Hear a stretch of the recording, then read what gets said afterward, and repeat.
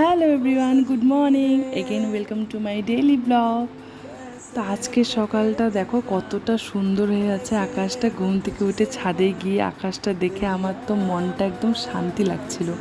তো অনেকক্ষণ ছাদে দাঁড়িয়েছিলাম, বসেছিলাম। তারপর মা আমাকে বলল কাপড়টা মেলে দিয়ে। আর হ্যাঁ, আমি রিসেন্টলি কিছু ফুলের গাছ আমি লাগিয়েছি, জানি না কতদূর কী হবে। আর দিদা আমাকে এখানে লেবু চারা এনে দিয়েছে তুরার থেকে, ওটাও আমি লাগিয়েছি। তো আমি সকাল করে এখন রোজই গাছে জল দেওয়ার চেষ্টা করি, তো গাছ ভালো হবে দিদা বলে।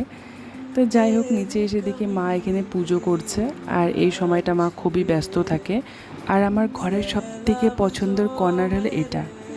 দেখো কি সুন্দর লাগছে না, হোয়াইটের মধ্যে এমন কালারিং ওয়াল হ্যাঙ্গিংগুলো লাগানো হয়েছে। আমার তো ভীষণ পছন্দ এই জায়গাটা। তো যাই হোক, তারপর আমি নিচে চলে আসলাম। নিচে চলে এসে দেখি দিদা রান্নাবাড়ি করছে, আর আমি এখানে মার ফোন দিয়ে আমার ভিডিওর কমেন্টগুলো পড়ছিলাম, কিছু কিছু রিপ্লাই করছিলাম। আর দেখো আমার দিদা সকাল সকাল অলরেডি কত কিছু রান্না কমপ্লিট। মা অফিস যাবে জন্য ডাল, শাক, ভাজা সব শেষ। এখন হয়তো আরও একটা কিছু করবে, তারপর রান্না কমপ্লিট। এখানে আমার মা তো ব্যস্ত, কি বলবো। আমি তো মায়ের থেকে সময়ই পাই না, দিনের একটুকু টাইম নেই। সন্ধ্যার থেকে ওই মা তারপর এসে টিভি দেখবে। যাই হোক, আর এখানে আমি আজকে করছিলাম ব্রেকফাস্ট, বানাচ্ছিলাম সরি। তা ব্রেকফাস্টে ছিল আজকে সুজির হালুয়া উইথ ফুলকো ফুলকো লুচি, যেটার কম্বিনেশন ওয়াও। আর সত্যি কথা, সুজির হালুয়াটা ভীষণ ভালো হয়েছিল। মাকে আমি টিফিনে প্যাক করে দিয়েছিলাম, মাও খেয়ে বলল খুবই ভালো হয়েছিল খেতে। আর হ্যাঁ, কিছু রান্না করার পর যদি কেউ তোমাকে ভালো ভালো কমেন্ট করে, শুনতে কিন্তু বেশ লাগে। আমার তো খুবই ভালো লাগে। আর আমার মা আমার রান্নার বেশি একটা তারিফ করে না, আর যখন করে সত্যি খুব ভালো হয়েছে খেতে। আর আমি জানি না আজকে আমার লুচিগুলো এত ফুলছে কেন। সবসময় আমার হাতে লুচি কিন্তু ফুলে না, আজকে জানি বেশিই ফুলছে। এটা দেখে আরও খুশি লাগছিল। তারপর আমার সুন্দর করে আমার খাওয়ার প্লেটটা আমার দিদা আমাকে সাজিয়ে দিয়েছে। আর কেউ যদি এমন করে প্লেট সাজিয়ে দেয় না, খেতে কিন্তু আরও বেশি ভালো লাগে, কি বলো। তারপর এখানে আমি আর দিদা বসে বসে গল্প করছে আর খাচ্ছিলাম। তারপর খাওয়া দাওয়া কমপ্লিট করার পর আমি দিদার এখানে কিছু হেল্প করে দিয়ে এলাম। দিদা বানিয়েছিল পটলের দোরমা। আমি অলরেডি ভিডিওটা পোস্ট করে দিয়েছি, তোমরা যদি না দেখো আমার ফেসবুক পেজ র্যান্ডম ফুটেজে গিয়ে দেখতে পারো।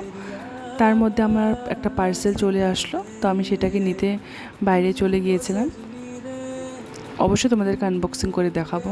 দাঁড়াও, তোমরা হয়তো ভাবছো না পার্সেলে কী আছে, দেখাচ্ছি। আমি রিসেন্টলি আমার জুতা খুব পছন্দ হয়েছে। জুতাটা আমি অর্ডার করেছিলাম, আমি ভাবিনি এতটা ভালো আসবে। আমার এক্সপেকটেশনের বাইরে ছিল। খুবই সুন্দর এসেছে। আর এটা আমি খুব জলদি পরার চেষ্টা করব। তারপর আমি গেলাম ছাদে কাপড় আনতে। আর রৌদ্রটা দেখছো, এই রৌদ্রতে কাপড় আনতে যাওয়া জ্বলে যাওয়া একই ব্যাপার। আর আমি যে ভিডিওটা করছিলাম, আমি চোখে কিছু দেখতে পারছিলাম না, নিজের ফেসটাও দেখা যাচ্ছিল না। আর হ্যাঁ, তোমাদের যদি আমার ভিডিও দেখতে ভালো লাগে তো অবশ্যই আমাকে কমেন্ট করো, আর আমি ভালো ভালো ভিডিও দেওয়ার চেষ্টা করব। তোমরা আমার ফেসবুক পেজ র্যান্ডম ফুটেজ, এটাকে ফলো করে দিও। আর তোমাদের সাপোর্টে আমি অনেকটা দূর এগিয়ে যেতে পারবো। তো তোমরা আমার পাশে থেকো, এটাই চাই। তারপর দুপুরে আমার সেমনভাবে কোনো ভিডিও করা হয়নি। তো সন্ধ্যাবেলা আমি শুয়েছিলাম, মা অফিস থেকে এসে এখানে টিভি অন করে বসে আছে। কি বললামই তোমাদেরকে, আসার পর টিভি দেখে বা ফোন দেখে। তো যাই হোক, আজকে ছিল নিশার বার্থডে, বাট ওর বার্থডে করার কোনো কথা ছিল না। সাডেন আমাকে ফোন করে ডাকছে যে খালি কেক কাট করবে, তুই আয়। তো আমি এই পুজো দিয়ে একটা ফ্রেন্ড এসেছিলো, দিদি, 3জন মিলে আমরা গিয়েছিলাম। গিয়ে দেখি এখানে গধন হলো সুন্দর করে ওর পিপির জন্য বেলুন লাগাচ্ছিল। আর হ্যাঁ, এই যে নিশা, ইনের আজকে birthday. Happy birthday to you, happy birthday dear Nisha, happy birthday to you. তারপর কিছুক্ষণ বসে খাওয়া দাওয়া করে আমরা বাড়িতে চলে এসেছি। তো হোপসো তোমাদের আজকের ভিডিওটা দেখতে ভালো লেগেছে। যদি ভালো লাগে অবশ্যই একটা লাইক, আমার পেজটাকে ফলো করে দিও। তো দেখা হবে অন্য কোনো একটা সুন্দর ভিডিওতে। আজকের জন্য টাটা, টেক কেয়ার।